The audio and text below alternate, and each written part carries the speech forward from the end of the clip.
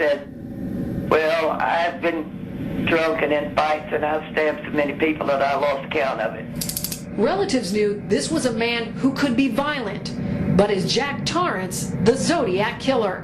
Relatives who live in the small town of Seguin, Texas, do not want to be identified, but confirmed in a phone conversation, FBI agents recently collected a DNA sample from Jack Torrance's elderly uncle. I signed the paperwork and gave them permission to swab my husband's mouth. Jack Torrance's death and cremation complicates the FBI's efforts to link him to a series of murders, including the 1966 brutal attack of a college student in Riverside, California. Sherry Jo Bates, a pretty 18-year-old, found stabbed to death. A small 3.5-inch blade used to nearly decapitate her.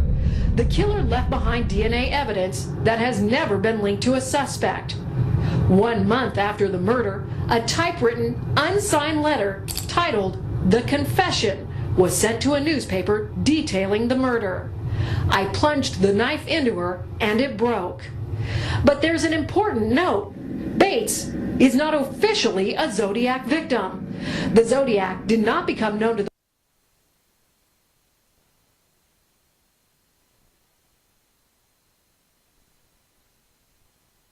public until 2 years later, when the psychotic killer began sending letters taking credit for murders that terrorized the Bay Area.